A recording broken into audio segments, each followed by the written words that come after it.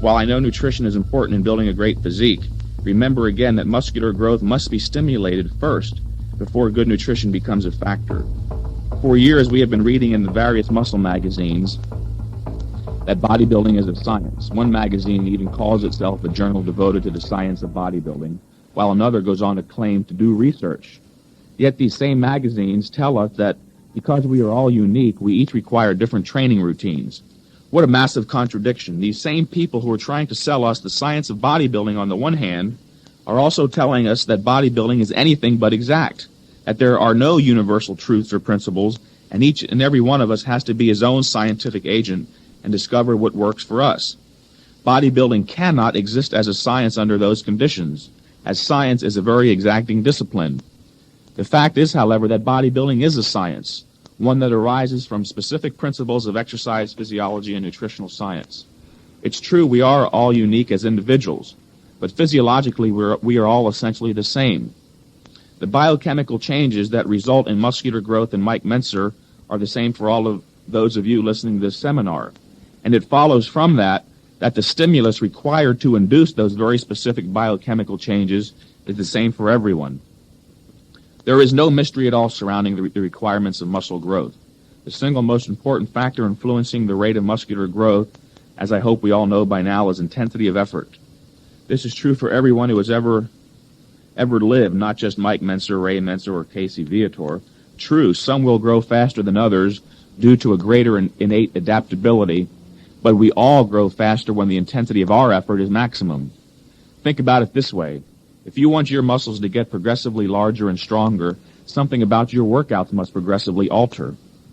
The only factor other than intensity that we can consider is duration, the duration of your effort.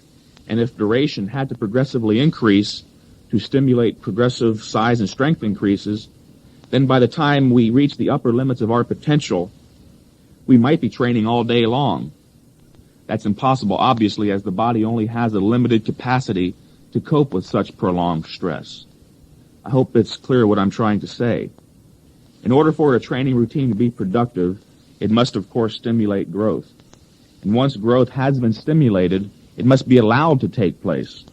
This means that your routine must not be so long that it uses up too much of your body's reserve of resources merely in an attempt to recover from the workout.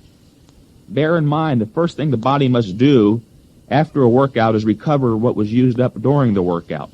Obviously, when you're done training, something about your body is different. Something has taken place.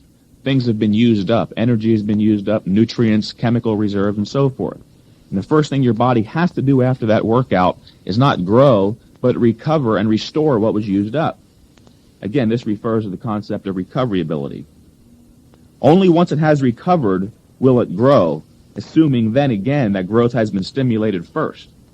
A perfect routine then would, number one, induce maximum possible growth stimulation, and number two, use up a minimum of the body's reserve of resources so that growth can take place once it's been stimulated. A high-intensity program fulfills these two requirements of a perfect routine. We know with absolute certainty that high intensity of effort is a requirement for building size and strength. And since a high-intensity routine must be brief, it will deplete a minimum of the body's reserves. That makes sense, as the less time you spend engaged in training, the less reserves or resources you use up. Direct application of these high-intensity training principles will guarantee optimal progress. While it is true that each of us are unique as personalities, it is also true that we are physiologically alike, making our training requirements practically identical. Yes, there are those who will gain faster than others, owing to differences in existing levels of fitness and development, age, and in innate adaptability to exercise. The important point to remember here is that you will grow progressively larger and stronger muscles only when you train with increasing levels of intensity. This is universal and applies to all human beings. Intense training is purposeful behavior aimed at the goal of increasing muscular size and strength. In order to train as hard as possible, you must retain a clear image of your purpose. Once your goal is sharply but realistically defined, all that remains is carrying out your plan.